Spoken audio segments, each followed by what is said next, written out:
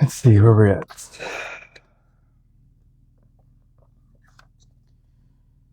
Be merciless with your enemies. The remnants of an enemy can become active like those of a disease or fire. Hence, these should be exterminated completely. One should never ignore an enemy, knowing him to be weak. He becomes dangerous in due course, like a spark of fire in a haystack. Crush the enemy, quote unquote, is a key strategic tenet of Sun Tzu, the 4th century BC author of The Art of War. The idea is simple. Your enemies wish you ill. There is nothing they want more than to eliminate you. If, in your struggles with them, you stop halfway or even 3/4 of the way out of mercy or hope of reconciliation, you only make them more determined, more embittered, and they will someday take revenge. They may act friendly for a time, but this is only because you have defeated them. They have no choice but to bide their time. The solution? Have no mercy. Crush your enemies as totally as they would crush you. Ultimately, the only peace and security you can hope for from your enemy is their disappearance. It is not, of course, a question of murder. It is a question of banishment. Sufficiently weakening and then exiled from your court forever, your enemies are rendered harmless. And if they cannot be banished, at least understand that they are plotting against you and pay no heed to whatever friendliness they feign. Daily law. Judge your enemies carefully, looking at their past patterns. Sometimes it's best to convert them into an ally and neutralize them, but with others, it only pays to be merciless and crush with total mercilessness. That's from the 48 Laws of Power. Law number 15, crush your enemies totally. Learn to keep people dependent on you.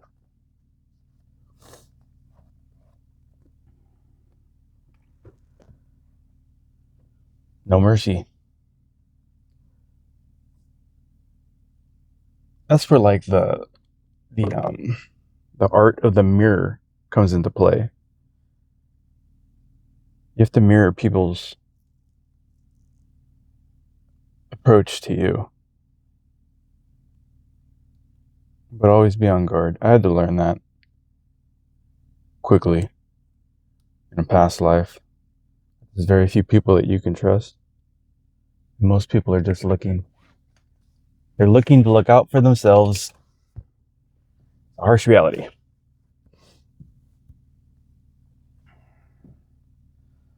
All right. Aside from that, I don't really have much to say. Let's see, let me think.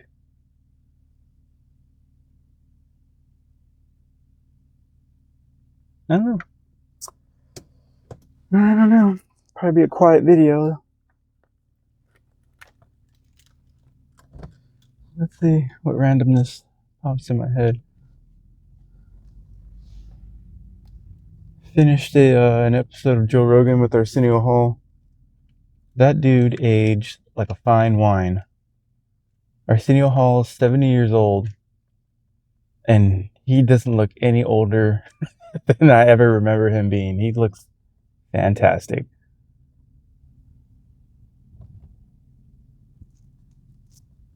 And I think it's his approach to life. He just seems like kind of like a calm, cool guy.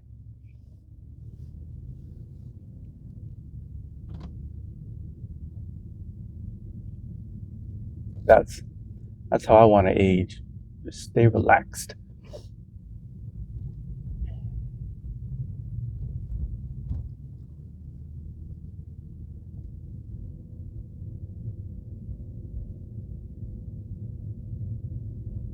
Interesting. I don't know if that's outside. I heard like a little noise. I hope it's not the car. It sounded like a little bird or something. Strange. But it is gone now, so it must have been outside. Oh man. Well, still working on my on my material for my dog stuff. That'll be a little project as I'm working today. I give it such monster prompts, sometimes it has to stop in the middle of it because it runs out of the limited amount of prompting it can do for the free account. I think that was somewhere like, it just depends on how much you give it to do, I guess. Because it was still way early and it told me like, okay, you can't do this again until, I can't continue until 9 p.m., something like that. Like 9 p.m., I will be knocked out.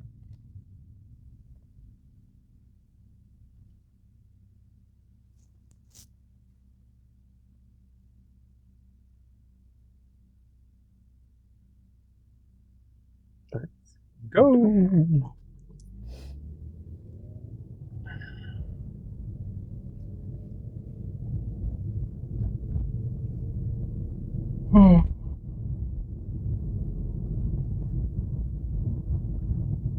Crush your enemies totally. I had to do that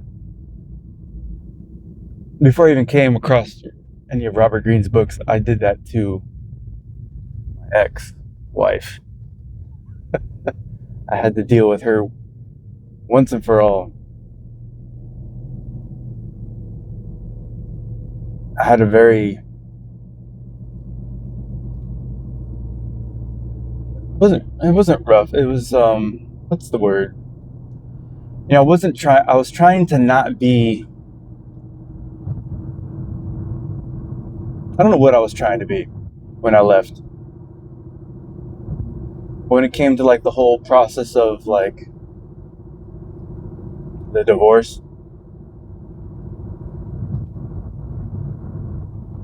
I guess for whatever I don't know what was going through her mind, but she kind of thought in her head like she had the upper hand and she could like talk all kinds of shit about me to me.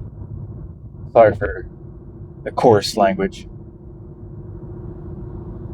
She's just sending all kinds of crazy texts and saying all kinds of dumb stuff, like just speaking out of pocket, I guess the youth would say. I don't even really understand that turn of phrase, out of pocket, but I think I just used it properly. She was just acting like she had all the cards. So I got tired of it at one point.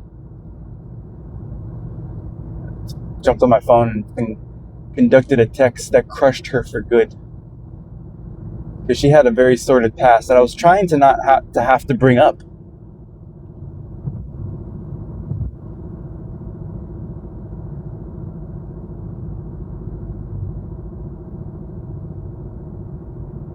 To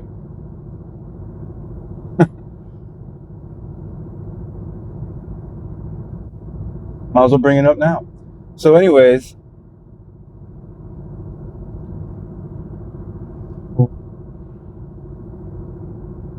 she had an older daughter, not by me. She got taken from her by social services. She threw a toy and hit her. She claims it was on accident. I wasn't there because this was when we were dating. We had broken up for a bit. And she was acting like a fool with a friend that had come around from her past. They were doing all kinds of stuff, drugs and all kinds of shit that just wasn't healthy or appropriate for a young single mother to be doing. She wanted to be out there partying like this friend wanted to go out there and do.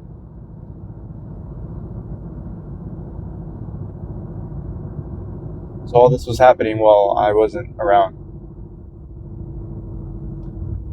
But anyways, years later, after we had been married for 12 years, and I decided enough of this because I saw a pattern of behavior that I wasn't okay with, I left.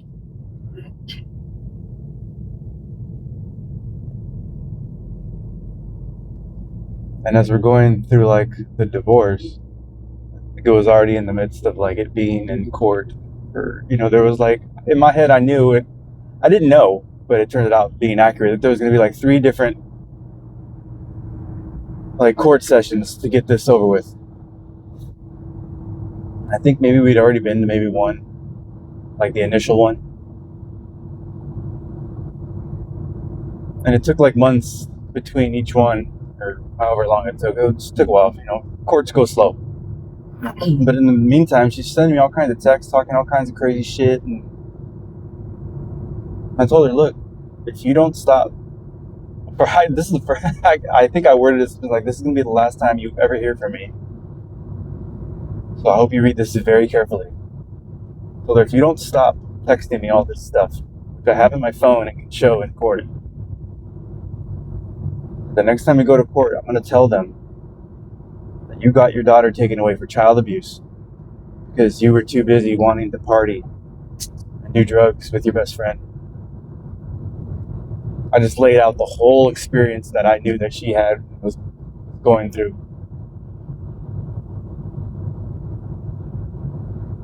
And I never heard from her again. So that was my version of crushing my enemy totally. My side of the road's clean. There's nothing anybody can say about me that I haven't probably already said about myself, even in these videos. I don't have a sordid past at all, which I'm very proud of.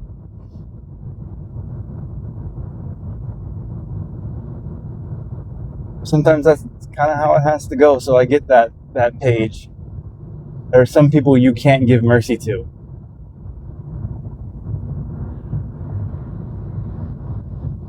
Some people you just have to put your foot on their neck.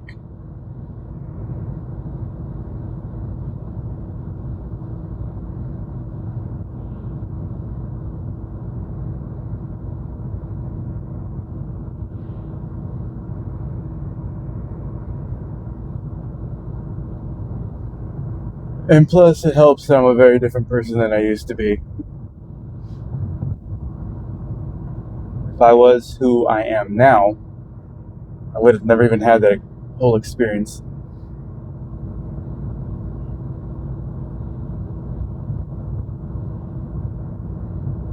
That's a double-edged sword of looking back at the past, thinking that way. Because as soon as I said that, though, had I been the person I am now, I wouldn't have had some of the most special experiences. Who knows? I might have had them in a different way. It's hard to judge looking back. There's some things you want to say you wish you never did, but then like those, the sequence of events that occur after the way things unfold because things happened a certain way. It's kind of like you're wishing a lot of other things away also. That's why I kind of stopped doing that. What was that movie? There was a movie that kind of... What was that darn movie? I remember it was with Adam... What's his name? Ashton Kutcher? There's this movie where he like finds one of his old journals and it's like stuff that he hadn't thought about in forever. He goes through his journals like reading them. And however it happens, he ends up like time warping back into the past, but being able to like make a different decision than the one that he made in whatever he was reading. I forget what it was called. That movie kind of like hit deep, like, fuck man, had I not made this decision or that decision, who knows what kind of life I could have been building for myself, rather than helping build a life for somebody else, for somebody else's dream to come true. I was having to live through a nightmare. So all that helped me make a final and definite decision. Like, I'm not doing this anymore. This nightmare is over. I'm out.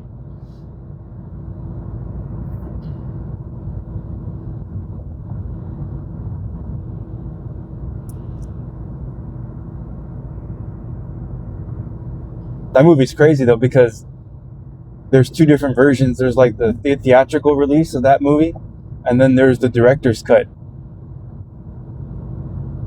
And I think in the movie, it kind of revolves around like this one girl that he's like hung up over, and like things keep happening to her that are bad, and he's trying to like rewrite his journal in a way that makes it turn out good for her.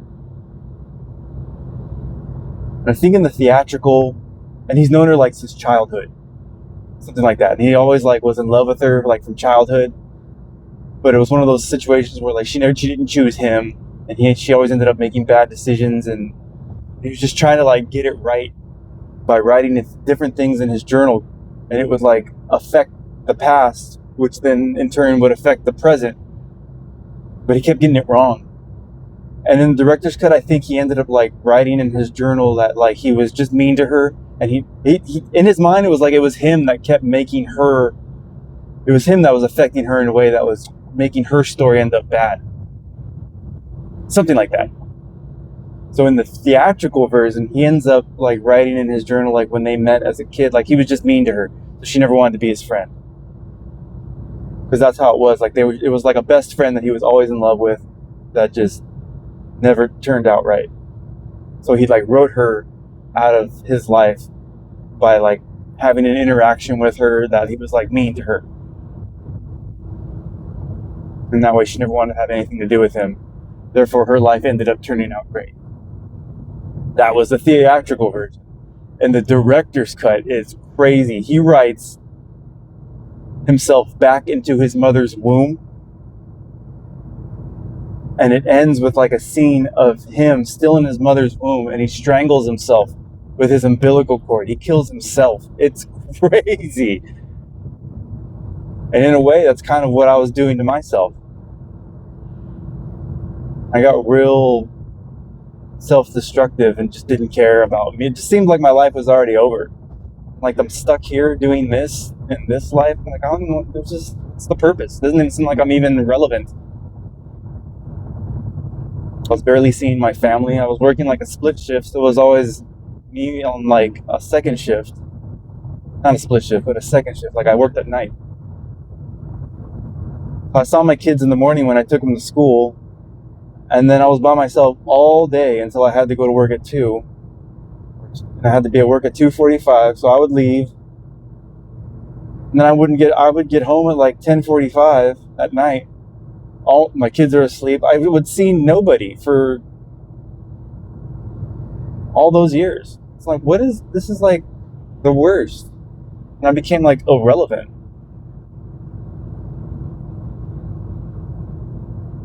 So I kind of got into a dark, depressing kind of mentality of like, what's even the point of me even being here? That's why I started to get like reckless. It also didn't help that I had a brain injury. I had a sudden head trauma, and one of the main effects of how severe my head trauma was is erratic behavior. So I have to be real careful. I go like 0 to 100 real quick in all facets. My driving, my decision making is quick, which can be good or bad. Just depends on what decision I'm making. But my assertiveness comes out of nowhere.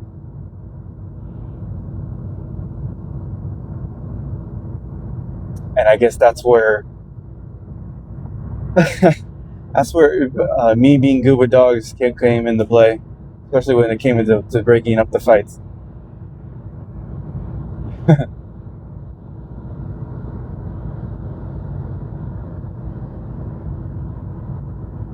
But that's how it felt like when I left. When I left that situation, it was as soon as that door slammed, when she left to go to work after not coming home, the decision was made. I didn't even really have to make it. The decision was already made. I immediately jumped out of bed, grabbed all my stuff, and left.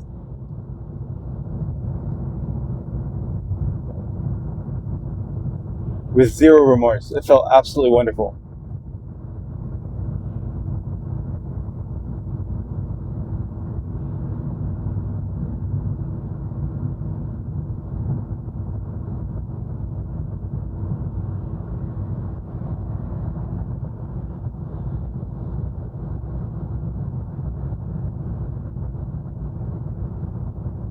Actually, most of my better decisions are the ones that I make in that way. They always feel great, and they always end up being a little bit, better. They always end up being better in the long run.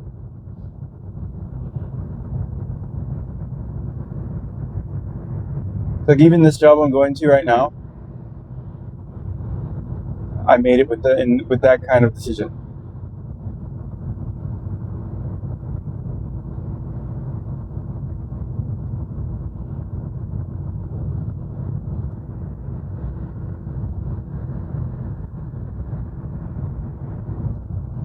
I guess only time will tell whether or not any of this is a good decision, to be honest. But everything seems to be moving in the right direction, so I'm very grateful and feel very blessed. Thank God. In the name of Jesus Christ. Say my prayers every day, every night, all day, really, to be honest.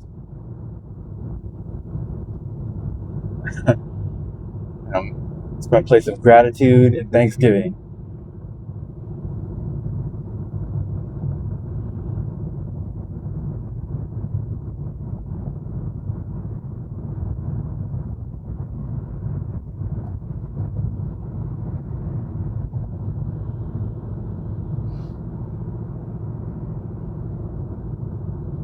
I think that's helped a lot too.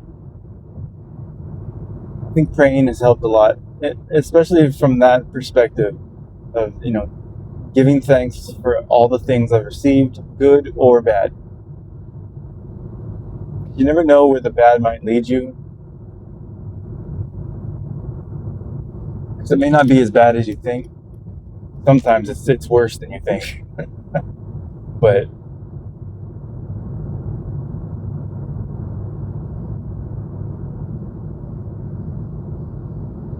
I don't know.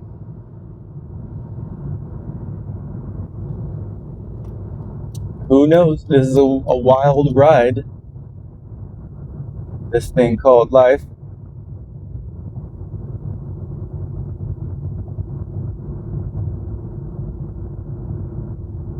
And yesterday, I heard a whole podcast with Tucker Carlson and Russell Brand, and the whole conversation really was about God. So I like that. A lot of my pods, I'm just kind of turned off to them now. You have to be super interesting and worth hearing for me to want to listen to 3 hours of you. But as soon as I saw Russell Brand, I was like, oh, okay, this is going to be good. Because I know he's very, very deep in his faith.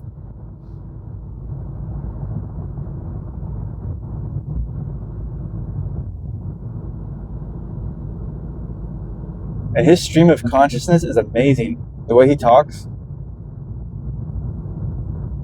He's super articulate. That dude, I bet if he took an IQ test, he would rate very high. It just so happens that he spent the majority of his early part of his life just living a debaucherous existence. Like sex, drugs, and rock and roll he took that to the max.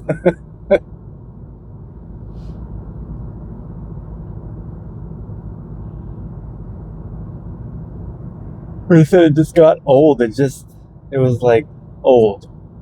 Everything just got, it was going nowhere. It's like having your car stuck in mud. No matter how much you step on the accelerator, you are not going anywhere. You're just staying right there. You feel the engine rev, making no progress. That's kind of how I felt.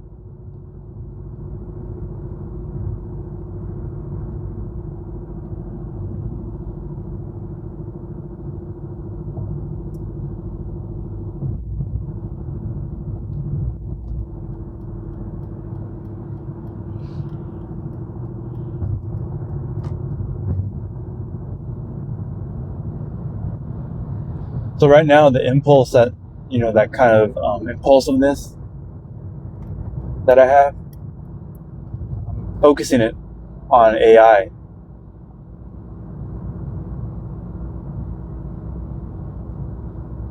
Just out of nowhere, it was my woman that just simple text, download Claude. That's all she said. Okay, doing that.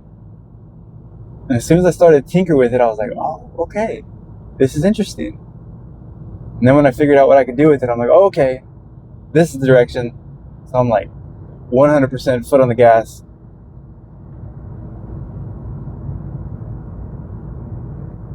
Let's see what this can yield.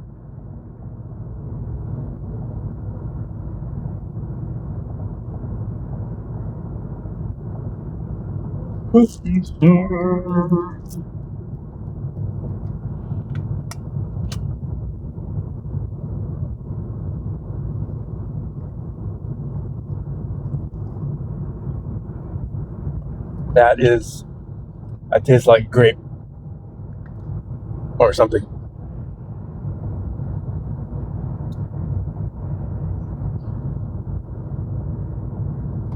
Yeah, I have, it's probably OCD, obsessive compulsive.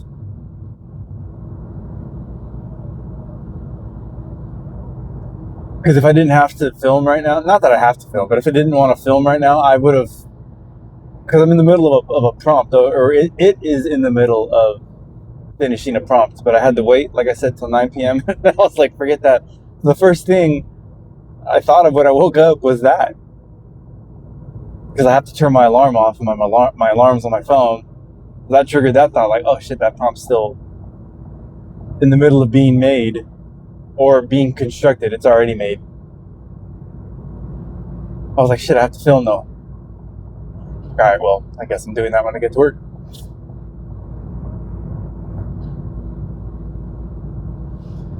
Because it's like, as soon as I think I'm done, I realize there's more I have to do with what I'm making. Because now I discovered the deep analysis aspect of what Claude can do.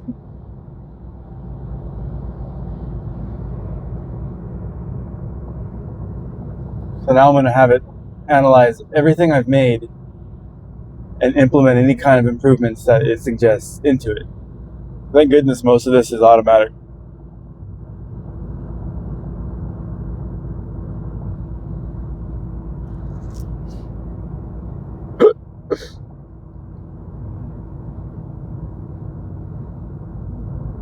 But that is the project.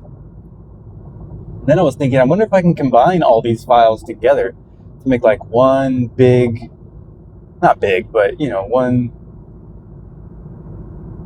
version of all this put together. Be like a training manual.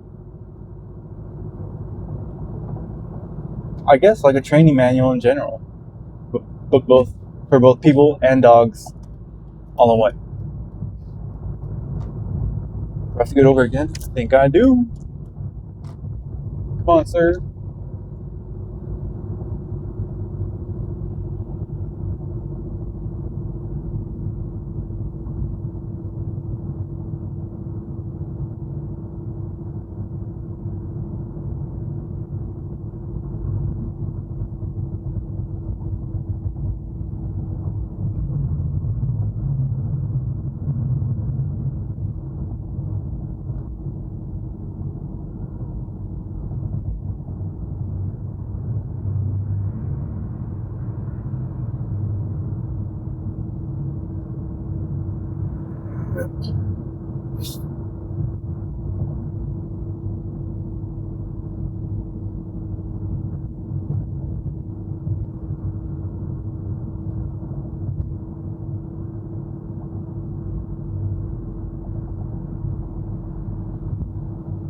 It's so retarded when people get right up on your butt when they know they can see there's a truck in front of me, especially these like pickups and SUVs. They sit higher than my car, and you can see what's in front of me.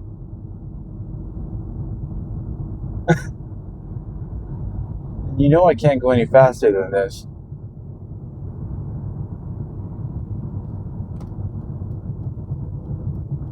They still insist.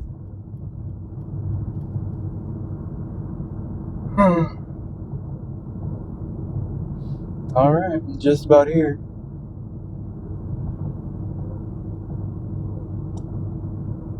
But yep, This is my life now. I'm enjoying this. Getting a lot of enjoyment out of this. One of the best parts I'm enjoying most is the sobriety aspect of it. This is kind of surprising. Because I've been lost in a cloud of smoke for so long, I didn't remember what just this clear-headedness felt like. And that feeling good can just be a natural state of mind without. I guess maybe that's what it is too. I've been so depressed for so long that this state of mind was not even a memory anymore.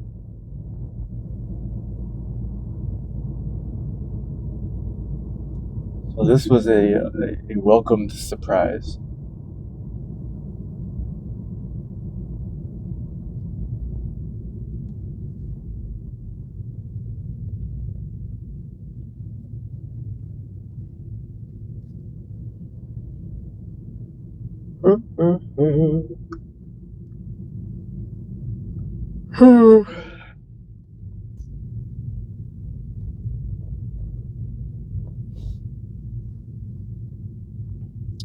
Well, this video is almost done as I arrive.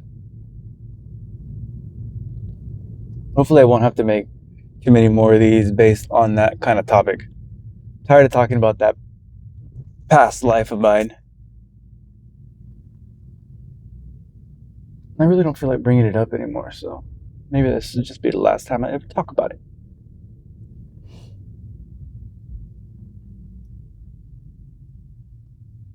And boom. Boom. Oh, my spot is here. I visualize this little section right here before I leave the house, as my hand is on the door before I open the door to leave.